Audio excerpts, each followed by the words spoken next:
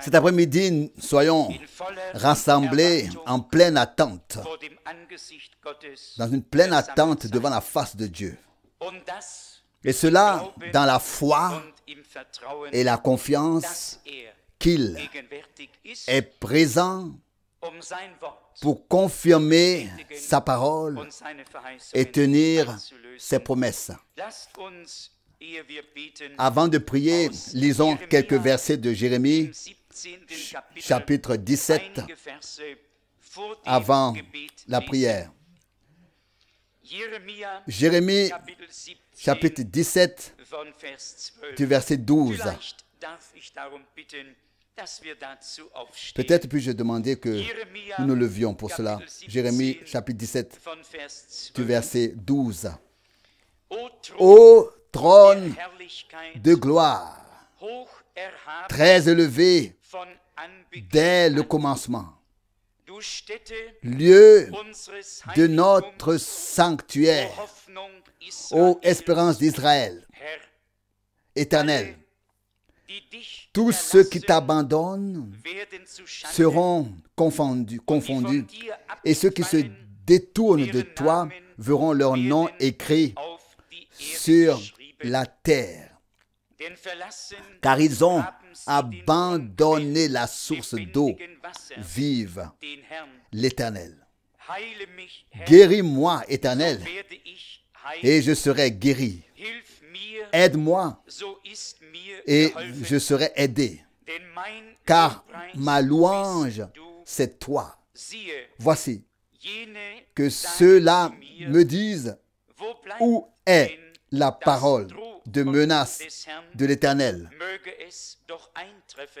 Qu'elle s'accomplisse donc. Mais moi, je ne me suis pas soustrait à la charge de berger à ton service. Je n'ai pas souhaité le jour du malheur. Tu le sais bien. Ce qui est sorti de mes lèvres est à découvert devant tes yeux. Ne me fais pas perdre complètement espoir. Tu es mon refuge au jour du malheur. Que mes persécuteurs soient confondus, mais pas moi. Qu'ils soient découragés, mais pas moi. Fais venir sur eux le jour du malheur, écrase-les par une double destruction. Faisons silence pour prier. Père céleste, ensemble nous venons devant ta sainte face, ô Dieu, et cela dans la foi, dans le nom qui est au-dessus de tout nom, dans le nom de notre Seigneur et Sauveur bien-aimé, Jésus-Christ. Et nous te demandons ta présence et ta bénédiction. Nous te demandons la conduite de ton Saint-Esprit. Accorde la grâce de parler, la grâce d'entendre et d'écouter. Éloigne de nous tout esprit qui n'est pas de Dieu. Que tu puisses rompre tout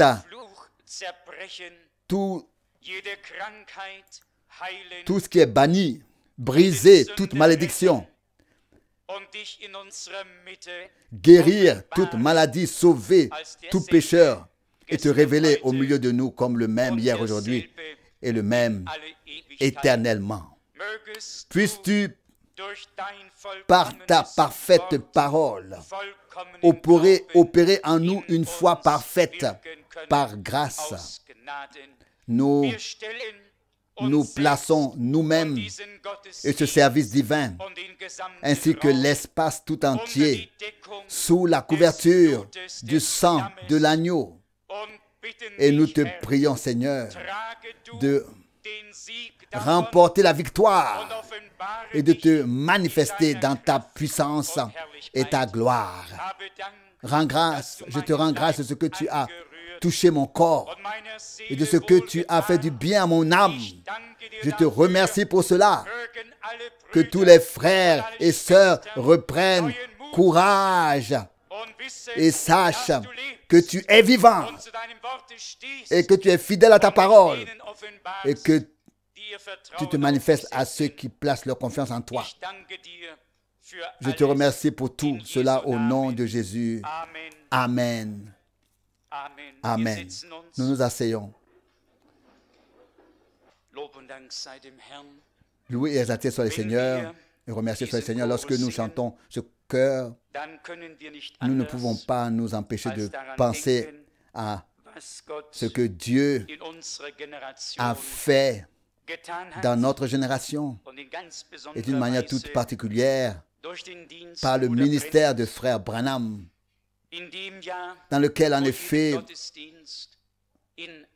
avant chaque service divin dans le monde entier, dans chaque pays, dans chaque nation, ce chœur a été chanté. Et ce qui était glorieux, c'est qu'ensuite, la foi venait de la prédication et que Dieu pouvait confirmer sa parole.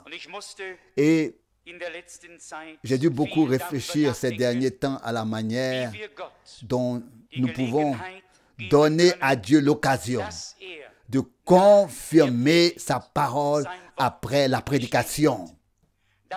Que nous lui donnions la possibilité de confirmer sa parole. Que nous repartions pas seulement comme ça à la maison, mais que nous lui donnions la possibilité de confirmer sa parole. Cela est entré dans mon cœur et j'espère que c'est l'Esprit de Dieu qui me guide ainsi. J'ai pensé, après la prédication, de clore la partie du service divin et puis que le reste, tous ceux qui ont le temps de prier et tous ceux qui sont malades et qui souffrent peuvent rester en arrière, peuvent rester ici afin que nous puissions passer dans les rangs pour prier pour les malades. Je suis simplement guidé de la sorte, non pas à faire un spectacle sur la plateforme, mais à descendre et à prier avec ceux qui en ont le désir. Et je suis convaincu que Dieu confirmera sa parole et tiendra sa promesse.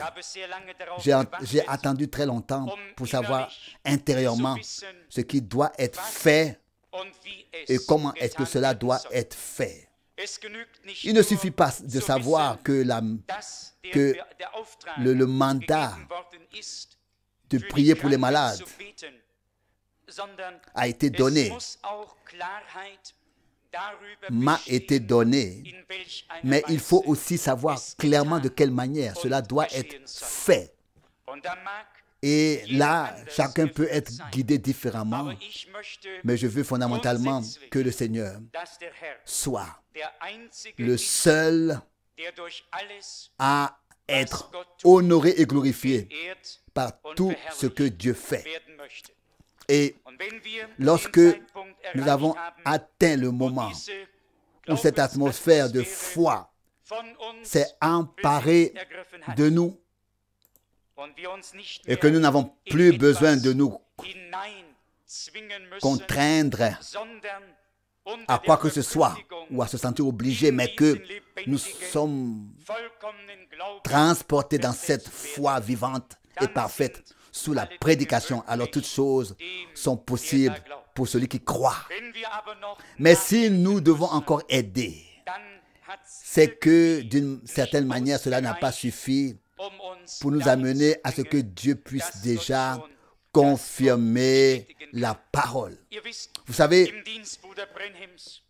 il y avait quelque chose de très puissant dans le ministère de Frère Branham. Le Seigneur lui avait donné le don particulier d'édifier la foi des gens après la prédication en leur disant par révélation d'où ils venaient, qui ils étaient, quelle était leur maladie Et c'est justement ce don de la révélation divine qui apportait spontanément la foi de ceux qui venaient prier, de ceux qui venaient à la prière d'un instant à l'autre, à ce point culminant où toute chose était possible.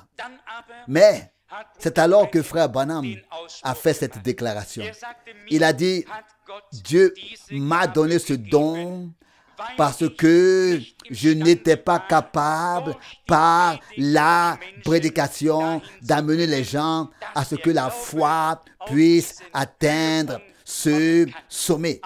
Mais ensuite, il a dit, si quelqu'un est appelé par Dieu à cela, à ce que ce point culminant par la prédication a amené la foi des gens à ce point culminant par la prédication. Alors, les mêmes choses sont possibles et la même chose peut arriver. Je me vois dans l'impossibilité de construire, de bâtir la foi de cette manière dans la prédication, par la prédication, mais je crois que par une prédication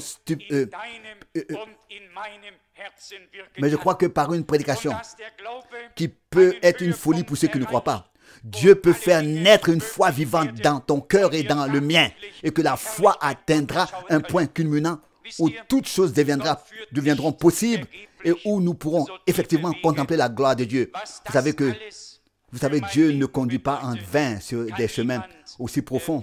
Ce que tout cela signifie pour ma vie, personne ne peut le comprendre à moins d'avoir été conduit sur des chemins similaires. Mais je suis reconnaissant au Seigneur, Dieu, de tout mon cœur, et je souhaite seulement qu'il nous bénisse ensemble et avec nous tous ceux qui ont aimé son apparition, qui ont cru en son message, qui le suivent là où il conduit en ce moment, en ce temps. Si certains d'entre vous sont ici pour la première fois, nous vous souhaitons la bienvenue et la bénédiction de Dieu. Nous vous souhaitons la bénédiction de Dieu de tout cœur, ainsi qu'à tous ceux qui écouteront cette prédication, que ce soit en Suisse, en Autriche ou en République fédérale d'Europe de l'Est, ou que ce soit que Dieu bénisse tous, que Dieu bénisse tous sous l'écoute de sa parole et qu'ils viennent à leur rencontre et leur accorde une rencontre avec lui. Je voudrais encore effleurer brièvement quelques pensées de cette parole du prophète Jérémie, puis passer au Nouveau Testament. Ici, le prophète qui a dû passer par bien des profondeurs exprime ce que l'Esprit de Dieu lui a inspiré. Et le verset 16 en particulier m'a touché le cœur.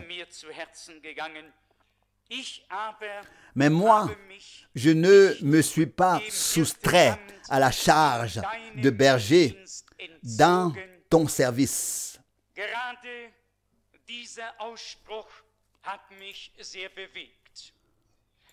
C'est précisément cette expression qui m'a beaucoup ému. Ici, le prophète ne dit pas dans mon service, mais il parle à Dieu et dit dans ton service. Dieu a établi dans l'Église des apôtres, des prophètes, des bergers, des enseignants, des évangélistes. Ils ne sont pas dans leur service, dans leur ministère, mais ils sont au service de Dieu, dans le service de Dieu, dans le ministère de Dieu, pour édifier l'Église et la rendre capable d'aller de l'avant dans la foi, et cela particulièrement dans ce temps. Lorsqu'il est question ici du ministère de berger, mais il dit, je ne me suis pas soustrait à la charge de berger dans ton service. Vous savez, les croyants ont parfois tendance à penser que celui qui est venu à la foi n'est plus du tout touché, plus rien ne l'atteint, qu'il est porté au-dessus des collines, qu'il plane au-dessus des nuages. Mais si l'on considère les épreuves qui ont entouré les voies profondes des hommes de Dieu, et du peuple de Dieu. Dieu a justement éprouvé leur foi lorsqu'elle a traversé des profondeurs. Et le prophète Jérémie devait lui aussi, quiconque a lu cette histoire ou même Jérémie sait de quoi il s'agissait si bien qu'il a même maudit le jour où il était né. C'est ce que nous lisons au chapitre 20 du verset 14. Il est écrit ici, Jérémie 20, verset 14. Maudit soit le jour où je suis né, que le jour où ma mère m'a mis au monde ne soit pas béni. Maudit soit l'homme qui a annoncé à mon père la bonne nouvelle. Un enfant, un fils t'est né et qu'il l'a ainsi réjoui au plus haut point. Qu'il en soit de cet homme comme des villes que l'Éternel a détruites sans pitié.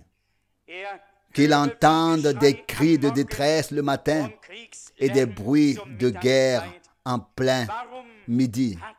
Pourquoi ne m'a-t-il pas fait mourir dans le sein maternel, de sorte que ma mère serait devenue mon tombeau et que son sein m'aurait porté sans cesse? Pourquoi donc suis-je sorti du sein maternel pour venir au monde, si ce n'est pour connaître la fatigue et le déchirement de cœur et pour que mes jours s'écoulent dans la honte? Nous voyons donc que ce prophète dont il est question au chapitre 1, peut-être devrions-nous le lire une fois pour comparer, car ici le Seigneur s'adresse à lui d'une manière tout à fait merveilleuse. C'est en effet lui qui a dit « Je suis encore trop jeune ». Lisons Jérémie, chapitre 1, verset 4. La parole de l'Éternel me fut adressée en ces termes. Jérémie 1, verset 4. Verset 5 maintenant. Avant même de te former dans le sein de ta mère, je t'ai choisi. Et avant que tu ne vois la lumière du monde, je t'ai consacré. Je t'ai établi prophète pour les peuples. Alors je répondis, ah, Éternel, mon Dieu, regarde, je ne sais pas parler, car je suis encore jeune. Et l'Éternel me dit, ne dis pas, je suis un enfant, je suis encore trop jeune, car tu iras vers tous ceux auprès de qui je t'enverrai, et tu diras tout ce que je t'ordonnerai. Ne les crains pas, car je suis avec toi pour te garder. C'est la déclaration de l'Éternel. Là-dessus, l'Éternel étendit sa main et toucha ma bouche avec elle. Puis l'Éternel me dit, je mets ici mes paroles dans ta bouche. Là-dessus, on peut dire un Alléluia. L'Éternel Dieu lui-même a appelé Jérémie. Et nous voyons qu'il avait un mandat spécial pour les nations. Et il a refusé de partir. Et nous remarquons plus tard qu'un chemin de Dieu est lié à de grandes difficultés, qu'il faut passer par les profondeurs les plus profondes. Un homme qui avait un tel appel aussi glorieux arrive à un état de désespoir tel qu'il doit s'écrier que le jour où je suis né reste sans bénédiction. Qu'est-ce que c'était? Il a exprimé le cri de son cœur au plus profond de sa détresse. Mais ce n'était pas la fin. Si nous continuons à lire, nous constatons que Dieu l'a miraculeusement sorti de toutes ces épreuves, l'a béni à nouveau, l'a fortifié et l'a rétabli dans la bénédiction par la grâce. Une pensée qui est encore très très importante ici dans le chapitre 17, qui se réfère au Nouveau Testament, à ce que notre Sauveur a fait, se trouve ici dans Jérémie 17, au verset 13. Jérémie 17, verset 13.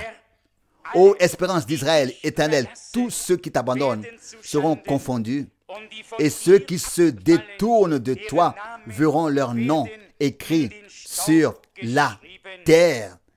Car vous savez qu'une fois, lorsque des hommes se sont présentés devant notre Seigneur pour porter une accusation, il s'est incliné et a simplement écrit sur le sable, dans la poussière.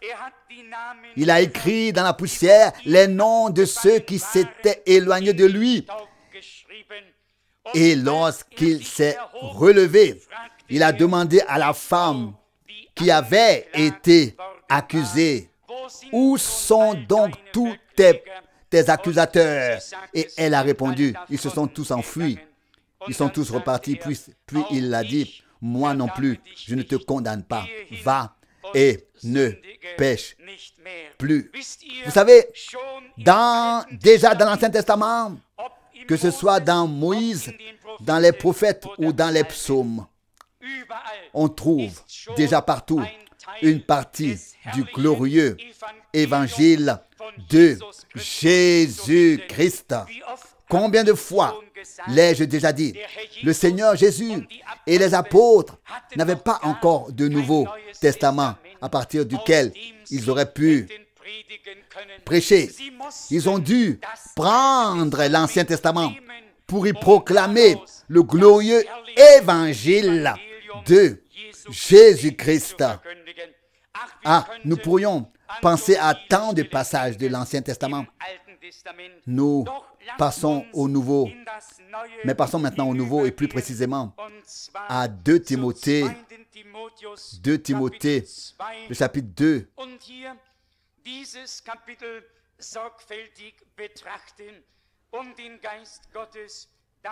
Et considérons ici ce chapitre avec attention afin de laisser l'Esprit de Dieu parler à nos cœurs par ce biais.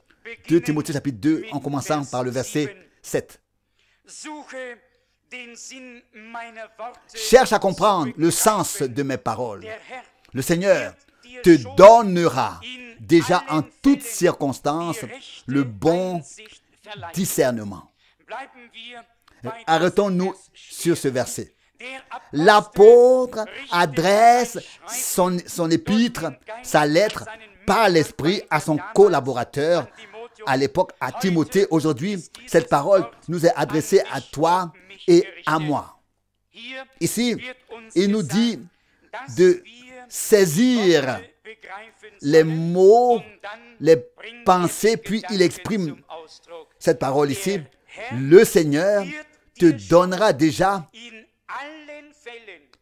Donc, le Seigneur te donnera déjà en toutes circonstances. Dans tous les cas, pas seulement dans un seul cas, dans une seule circonstance, mais pas seulement dans une seule affaire, mais le Seigneur te donnera déjà le bon discernement dans tous les cas. Pour ceux qui suivent vraiment le Seigneur, il n'y a donc pas un seul cas qui ait été laissé de côté et sur lequel le Seigneur ne nous accordera pas, par grâce, le bon discernement et la bonne compréhension au bon moment. Poursuivons la lecture du verset 10. La bonne compréhension de sa parole. Pour ce cas, poursuivons la lecture du verset 10. C'est pourquoi aussi je supporte tout avec constance à cause des élus, afin qu'eux aussi obtiennent le salut qui est en Jésus-Christ avec la gloire éternelle. Paul ne s'est pas adressé aux appelés, ne s'est pas tourné aux appelés, il s'est adressé aux élus. Il s'est tourné aux élus. Il considérait que son ministère s'adressait aux élus, à ceux que Dieu avait prédestinés avant la fondation du monde. C'est à eux qu'étaient destinés les profonds mystères de la parole. Ils avaient accès au lieu très saint, ils avaient accès et compréhension de ce que et la compréhension de ce que Dieu offrait alors par grâce à leur époque. Aujourd'hui, cette parole nous est adressée et nous concerne. C'est pourquoi je supporte tout avec fermeté à cause des élus. Je supporte tout avec constance à cause des élus. Je vous pose la question. Pourquoi le message de la fin des temps a été envoyé? À qui est-il adressé? Qui le reçoit? Qui croit à la parole révélée de Dieu? Ne s'agit-il pas seulement de ceux dont Dieu a ouvert le cœur, qu'il a attiré lui-même à lui, qu'il a vu et aimé avant la fondation du monde et appelé à sortir par son amour? Seuls ceux qu'il a aimés en premier peuvent l'aimer à nouveau dans son amour divin. Tout le reste n'est que du bout des lèvres, n'est qu'une confession des lèvres. Mais là où le message divin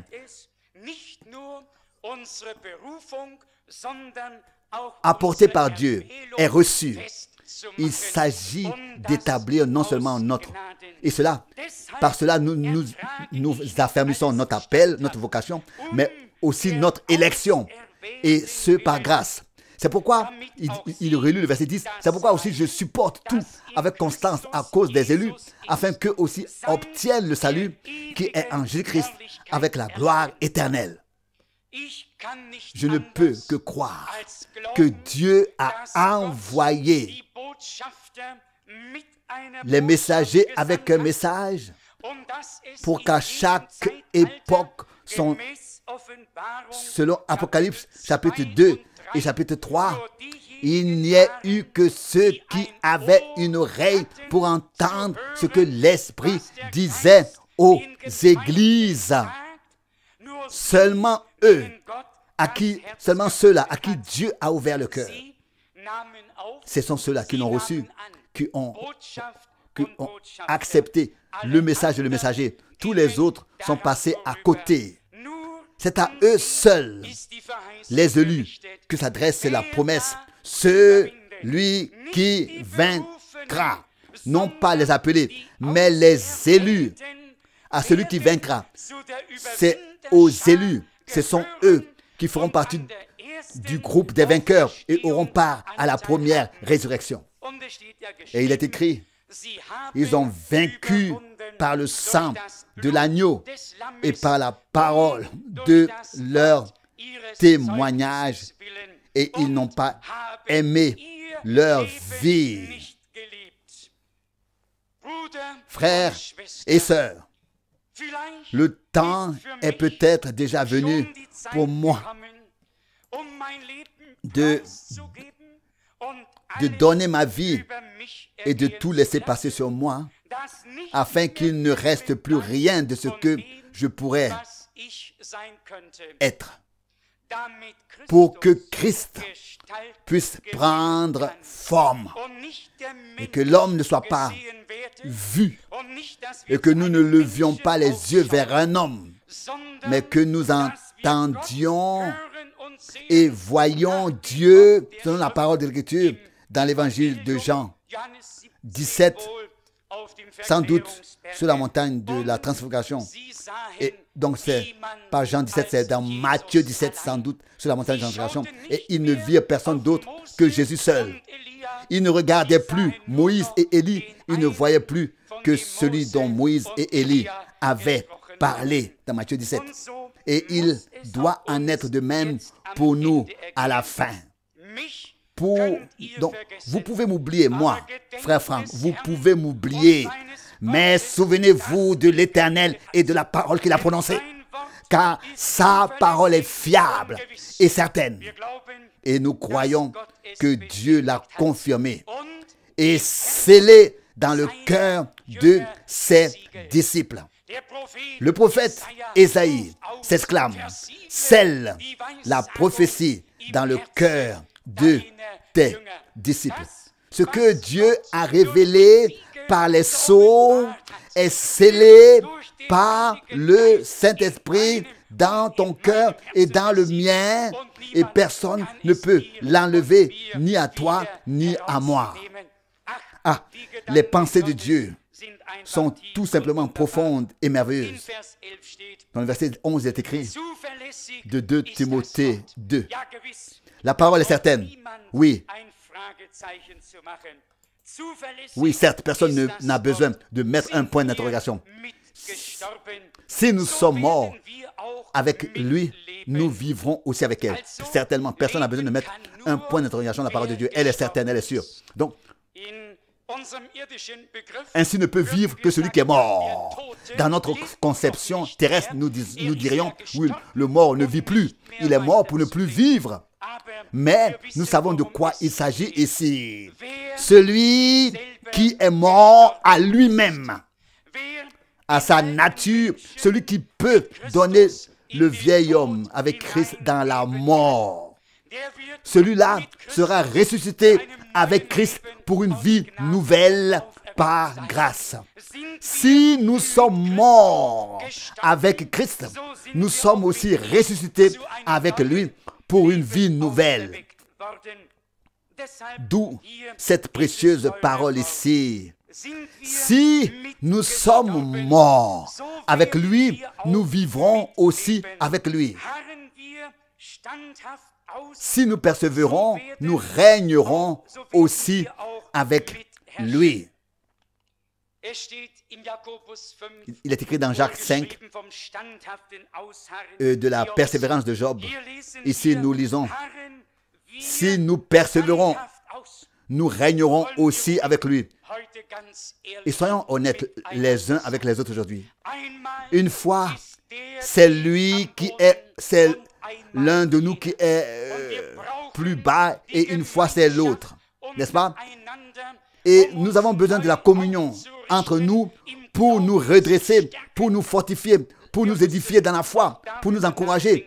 Nous devons aussi y réfléchir, je pense parfois, que tous ceux qui sont dispersés, qui n'ont personne à qui parler, sont particulièrement sensibles à mon cœur. Et ils le disent au Seigneur, n'est-ce pas? Mais comme c'est agréable d'avoir quelqu'un à qui on peut avoir confiance, une sœur pour sa sœur, un frère pour son frère. Et quand on peut dire, écoute, je suis tout en bas. Et alors le frère ou la sœur aura certainement quelques mots de réconfort, d'édification, d'encouragement. Et tout à coup, nous réalisons ce que cela signifie. Fortifier les mains qui se relâchent et les genoux qui se fatiguent. Je sais ce que cela signifie. Fortifier les mains affaiblies et les genoux fatigués après ma maladie. Lorsque mes genoux se sont affaissés sous moi et mes mains sont tombées et que je ne pouvais plus les utiliser. Je sais à quel point une personne est à nouveau reconnaissante lorsque ses genoux se raffermissent et que ses mains se renforcent. Et c'est pour cela que Dieu veut nous utiliser les uns les autres pour que la communion soit plus intime les uns avec les autres. Il est dit ici encore, si nous le renions, lui aussi nous reniera. Donc 2 Timothée 2, verset 12, la fin. Maintenant le verset 13. Si nous sommes infidèle, il reste fidèle car il ne peut se renier lui-même. N'est-ce pas une parole glorieuse? Même s'il devait y avoir d'une manière ou d'une autre, une période d'infidélité, Dieu, de son côté, ne peut pas rompre la fidélité. Il garde à jamais son alliance qu'il a conclue avec les siens sur la croix à Golgotha par Jésus-Christ, notre Seigneur. Mais Dieu nous donnera des cœurs fidèles. Il nous donnera une persévérance ferme par grâce, afin que nous puissions aller de l'avant. Nous lisons maintenant le verset 14, 2 Timothée 2, verset 14. Rappelle ceci à tous et avertis-les instamment devant la face de Dieu de ne pas se laisser entraîner dans des querelles de mots qui ne servent à rien et ne font que troubler ceux qui les écoutent. C'est également une parole que le Saint-Esprit a prononcée par la bouche de ce grand apôtre.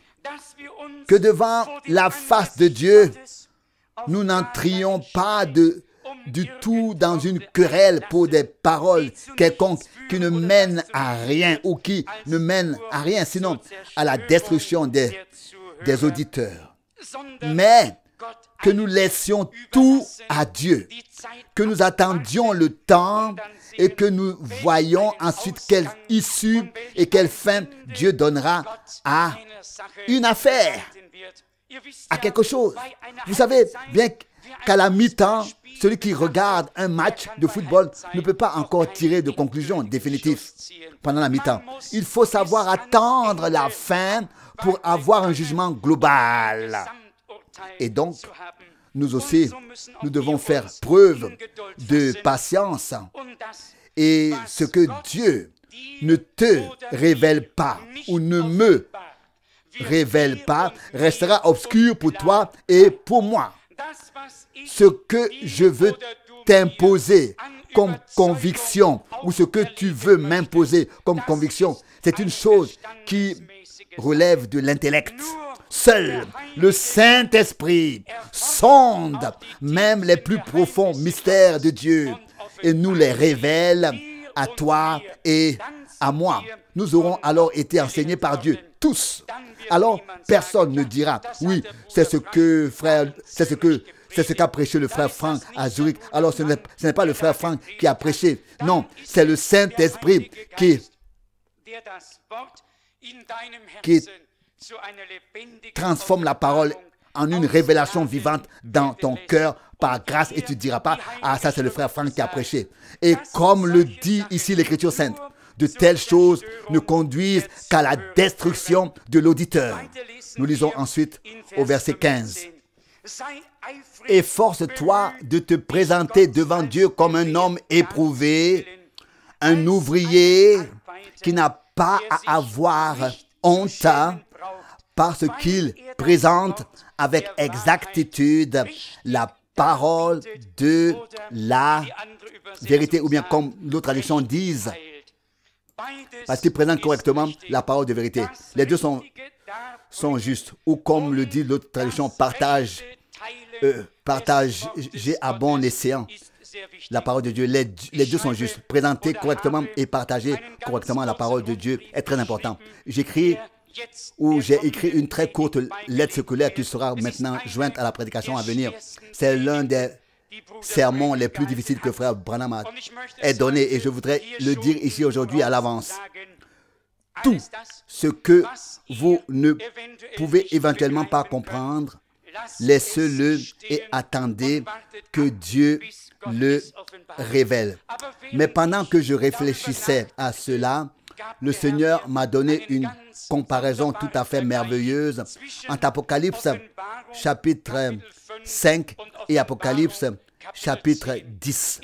Dans les deux chapitres, il est question du même livre et frère Branham l'appelle le livre de la rédemption parce qu'il contient les noms de ceux qui ont été élus avant la fondation du monde et rachetés à Golgotha. et qu'en fait, le plan de rédemption tout entier a été révélé par l'ouverture des sceaux. Mais dans Apocalypse 5, le livre est encore scellé. Il est d'abord pris, les sceaux sont brisés, il est ouvert, le contenu est révélé. Et lorsque frère Branham dit quelque part, quand l'agneau prit le livre, le temps s'écoula. Il faut alors faire attention et ne pas simplement penser, attendez, oui, alors depuis Apocalypse 5, depuis que les sceaux ont été ouverts, alors depuis ce moment-là, le temps de grâce est terminé. Non, nous ne pouvons pas penser ainsi. Nous devons comprendre que plus tard, le Seigneur, en tant qu'ange de l'Alliance, prendra le livre ouvert et descendra, posera un pied sur la terre et l'autre sur la mer et lèvera la main en disant, désormais, il n'y aura plus de temps.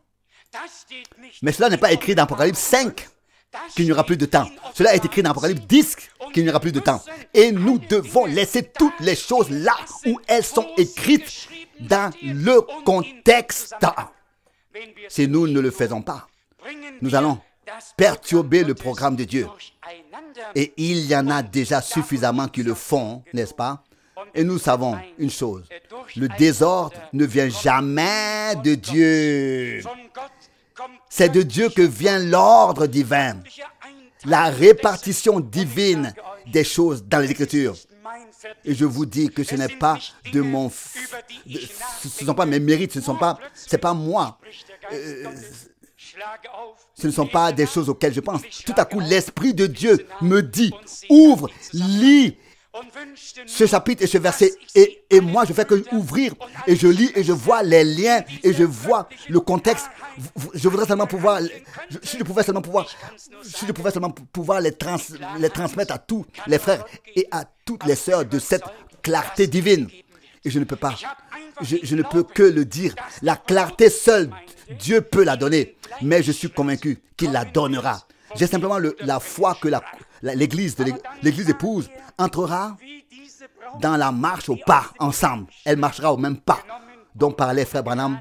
Mais ensuite, il a vu comment cette épouse qui avait été prise ou s'était égarée a été ramenée au pas de course. Et depuis que l'Esprit de Dieu a attiré mon attention sur ce point et m'a directement indiqué qu'à partir de là, je ne traduirai plus que les prédications après l'ouverture des sceaux. J'ai la certitude dans mon cœur que Dieu ramènera l'Église épouse au pas duquel elle s'est écartée.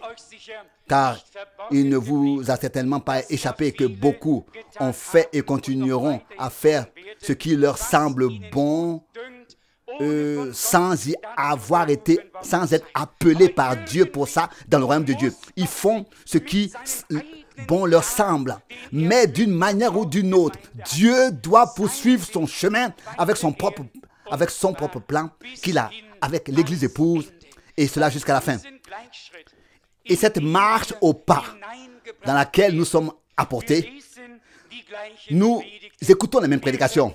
Nous nous y plongeons et approfondissons. Nous demandons à Dieu de nous faire grâce et de nous accorder la compréhension pour sa volonté. Et en même temps, nous sommes éclairés et introduits dans les choses les plus profondes qui nous étaient restées cachées auparavant.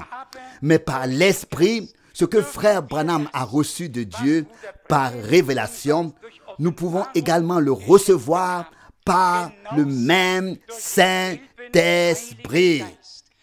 Et c'est une chose tout à fait merveilleuse. Il est maintenant écrit plus loin et plus précisément au verset 16. En revanche, tu n'auras rien à faire avec les bavardages vides de sens et sans valeur, car ce sont les faux docteurs qui, en les tenant, s'enfonceront de plus en plus dans l'éloignement de Dieu et leurs propos et enseignements continueront à ronger comme un cancer autour d'eux, parmi eux. Vous savez, j'ai vu des gens atteints de la lèpre, j'ai vu des gens atteints de cancer, et le cancer est une chose terrible. Il se nourrit de tout, il ronge autour de lui. Et ici, les gens qui tiennent un discours qui n'est pas celui de Dieu sont comparés à un cancer qui ronge, qui s'empare, qui détruit. En fait, cela ne s'adresse pas aux non-croyants. Cela s'adresse aux croyants. Et cela aujourd'hui à toi et à moi. Et je suis convaincu que Dieu nous accorde la grâce, ainsi que l'avertissement et la réprimande, de même que nous acceptons l'enseignement et la révélation prophétique de la parole, de même nous acceptons aussi la réprimande et l'avertissement par la grâce de Dieu. Toute discussion, tout entretien, s'il n'est pas mené dans la paix, s'il n'est pas mené dans la bonne intention, se termine par une querelle, par une dispute. Et qui est aidé par cela? Personne, en tout cas. Au contraire, la destruction, la haine s'insinue, s'infiltre. Eh bien, des choses sont révélées, sont manifestées, n'est-ce pas? Mais Dieu veut nous préserver de tout cela. Il veut faire de nous des gens qui croient en sa parole de tout leur cœur et qui laissent toutes les autres choses à Dieu et qui savent que le moment venu, Dieu le révélera. Nous lisons à partir du verset 19 maintenant. Mais le fondement solide posé par Dieu subsiste malgré tout et porte comme sceau cette inscription: l'Éternel connaît les siens. N'est-ce pas merveilleux? Malgré tout, malgré tous les bavardages qui se répandent comme un cancer, malgré tout ce que les hommes font, sans savoir qu'ils sont motivés par un autre esprit, la fondation de Dieu demeure. Ce que Dieu a fondé, personne ne peut le renverser. Ce qu'il a fait est fait pour toujours. Nous avons lu dans Jérémie 17. Guéris-moi, Seigneur, et je serai guéri. Aide-moi, et je serai sauvé. Et nous pourrions continuer en disant: parle-moi. Et parle-moi et tu m'auras parlé. Révèle-le-moi et cela me sera révélé.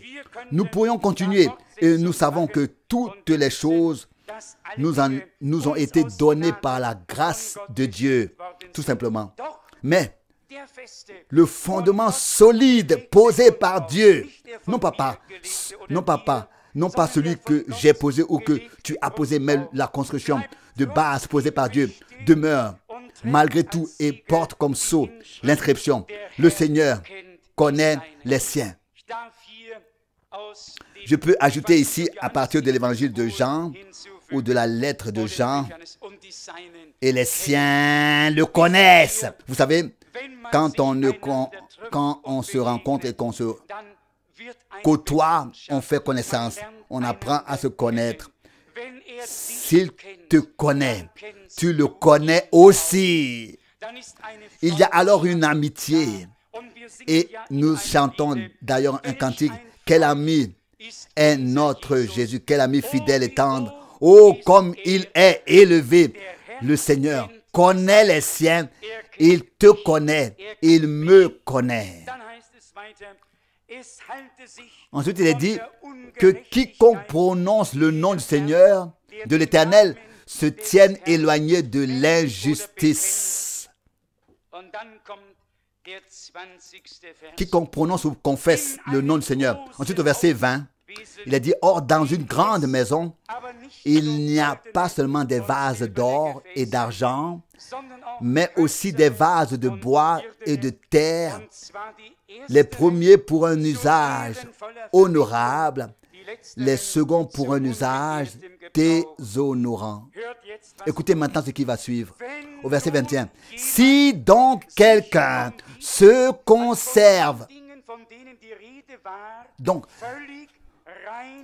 Donc si nous nous tenons à l'écart de tout ce qui se propage comme un cancer, de tout ce qui a été mentionné auparavant, si donc quelqu'un se conserve entièrement pur de ces choses, il sera un vase d'un usage honorable, un vase sanctifié, utile au maître de maison, propre à toute bonne œuvre. Si nous nous tenons à l'écart, alors, de tout ce qui se propage comme un cancer, de tout discours qui débouche sur des querelles, de tout ce qui est stérile et reste sans fruit, alors, nous faisons partie des récipients, comme il est écrit ici. Il est si précieux que j'aimerais le relire. Si donc quelqu'un, verset 21, si donc quelqu'un se conserve comment? Se conserve entièrement pur de ces choses, il sera un vase d'un usage honorable. Donc cela dépend donc de toi et de moi, de savoir si nous sommes un vase précieux que Dieu peut utiliser, un vase précieux de Dieu, qui n'est pas rempli de toutes sortes de choses qui passent, qui débordent, tous ces discours qui rongent comme un cancer, toutes ces interprétations et toutes ces choses, mais un vase qui est vide de son contenu et que Dieu, et qui vient en présence de Dieu pour être rempli par lui et ensuite utilisé par lui. Celui qui est pur de toutes ces choses, c'est-à-dire qui n'a absolument rien à voir avec ces choses, rien du tout, mentionné auparavant. Cette personne sera un vase d'honneur, un vase sanctifié, utilisable par le maître de maison, adapté à toute bonne œuvre. Un vase d'un usage honorable, un vase sanctifié, utile au maître de maison, propre à toute bonne œuvre. Alors dites-moi, relisez cela. N'est-ce pas là une promesse merveilleuse? Si nous nous gardons purs de tout ce qui ne vient pas de Dieu, toutes ces choses qui ont été mentionnées auparavant dans ce chapitre, par la grâce de Dieu, nous avons la glorieuse promesse d'être remplis comme un vase, comme le chante un auteur-compositeur. Que des vases, Saint Maître, mais des vases remplis de ta puissance.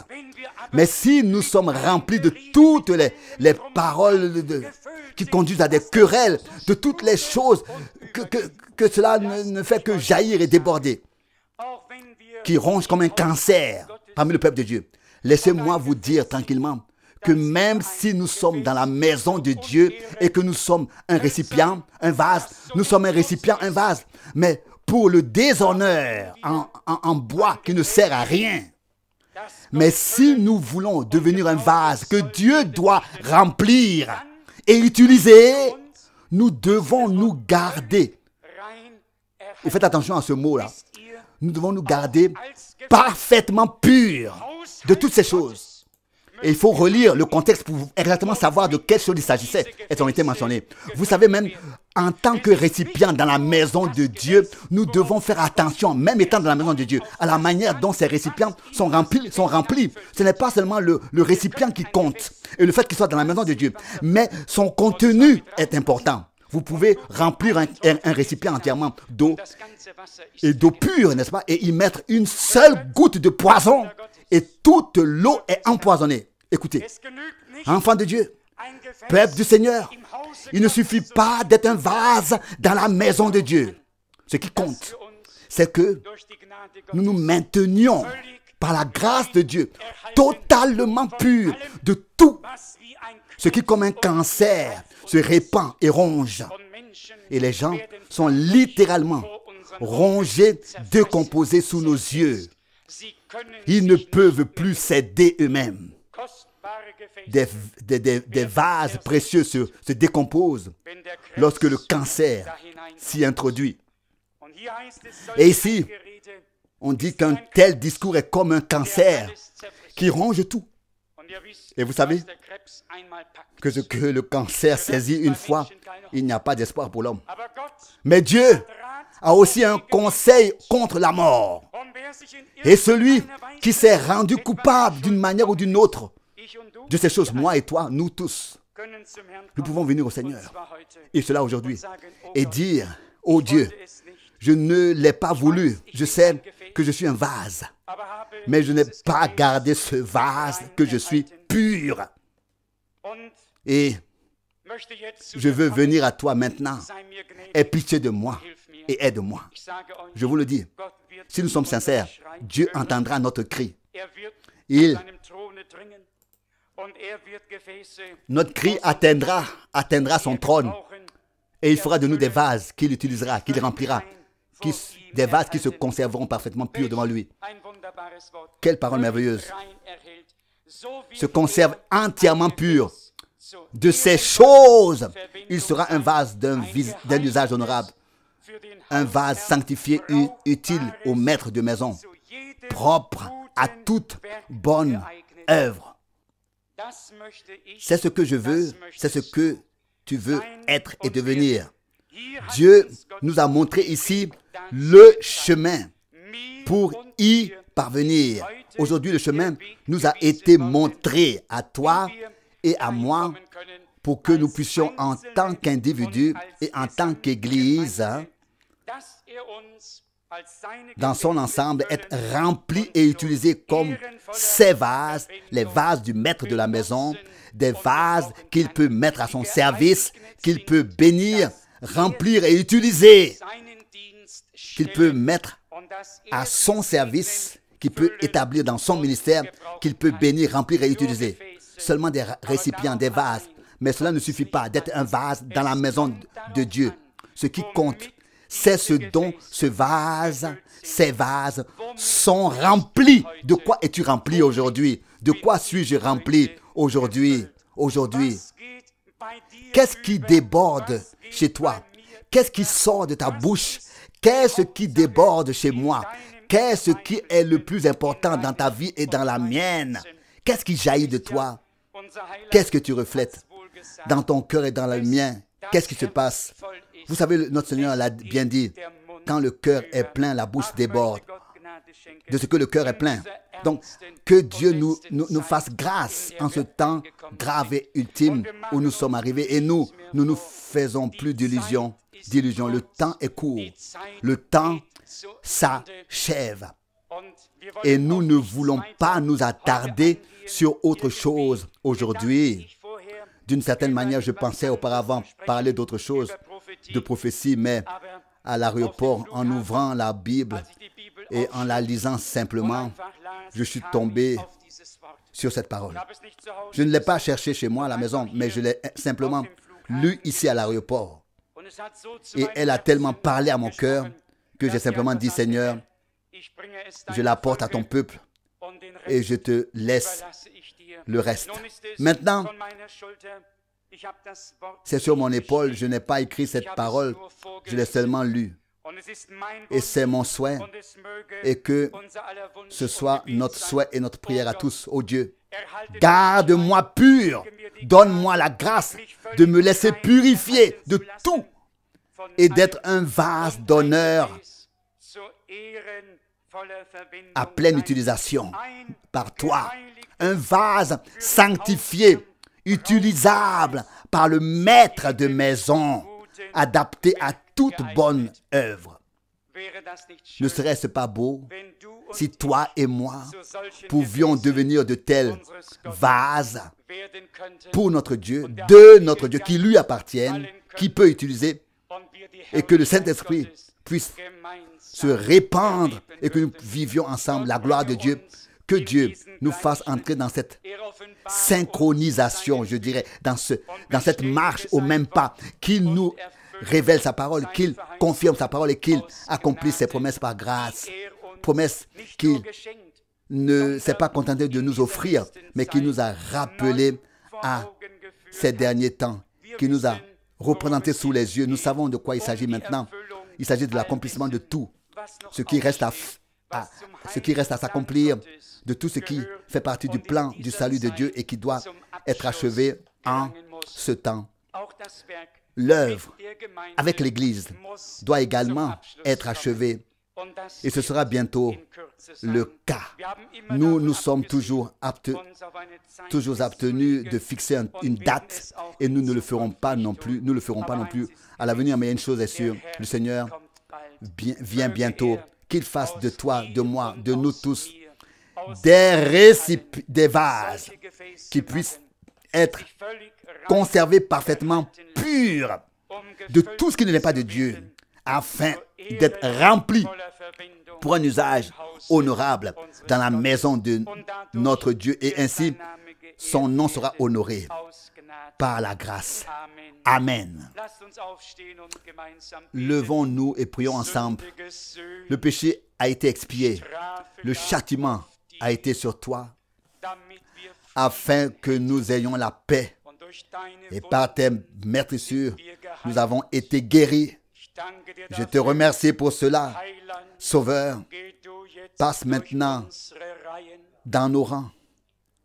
Ô Seigneur, nous nous souvenons d'abord de ceux qui ont besoin du pardon de leurs péchés et nous nous joignons à eux, ô Seigneur, car nous aussi nous venons à toi chaque jour et nous te prions comme tu l'as enseigné dans le Notre Père, de nous pardonner comme nous pardonnons aux autres.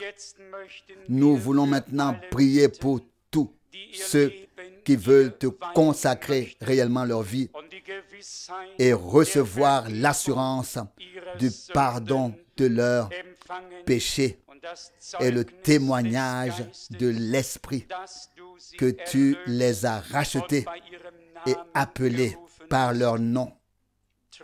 Dieu fidèle, révèle à chaque cœur à qui tu as parlé que aussi certainement que tu as versé ton sang sur la croix à Golgotha en tant que Fils de Dieu, aussi certainement leur péché est expié et leur faute pardonnée. Oh Dieu, ça c'est l'évangile de Jésus-Christ, le Fils de Dieu. Le message de joie, la bonne nouvelle que le pécheur n'a pas besoin de mourir dans son péché, car Christ est mort pour lui. Non, il doit regarder à Golgotha. Et celui qui, par la foi, voit Jésus sur la croix, regarde à Jésus sur la croix, cette personne est guérie alors même. Nous prions maintenant pour tous ceux qui acceptent le pardon de leurs péchés dans la foi. Donne-leur la certitude dans leur cœur qu'il s'agit d'une œuvre de rédemption déjà accomplie. Alléluia. À ton nom merveilleux et saint. Dieu fidèle, nous prions de la même manière pour tous ceux qui ont des besoins physiques, qui ont besoin de la guérison de leur corps, qu'ils puissent eux aussi lever les yeux vers la croix et voir ton corps meurtri, tes meurtrissures qui t'ont été infligées. Tu as été martyrisé en ton corps afin que nous puissions être guéris de nos maladies et infirmités corporelles, ô Seigneur. Fidèle, fais-nous revivre l'œuvre de la rédemption une fois de plus en toute clarté, ô Dieu. Sauveur, je te le demande. Et tous ceux qui dans leur esprit sont possédés ou tourmentés d'une manière ou d'une autre par d'autres esprits, qu'ils sachent que Jésus-Christ a vaincu le diable, l'enfer et la mort sur la croix à Golgotha. Seigneur, révèle la victoire de Golgotha. Aujourd'hui, au milieu de nous, manifeste-la à chacun selon son esprit, dans son esprit, dans son âme et dans son corps, pour l'honneur et la gloire de ton nom. Confirme ta parole par des signes et des miracles qui suivent, qu'elle ne revienne pas vide, à vide, sans effet, mais qu'elle produise l'effet pour lequel tu l'as envoyé. Aujourd'hui, nous voulons t'honorer par la foi. Donne-nous cette foi parfaite qui émane de ta parole parfaite, en ton action parfaite par ton Saint-Esprit, en cette heure, au milieu de nous. Alléluia. Je te remercie pour cela et je glorifie la puissance de ton sang, de ta parole et de ton esprit au nom de Jésus-Christ. Par grâce, elle est efficace pour la gloire de Dieu. Alléluia. Amen.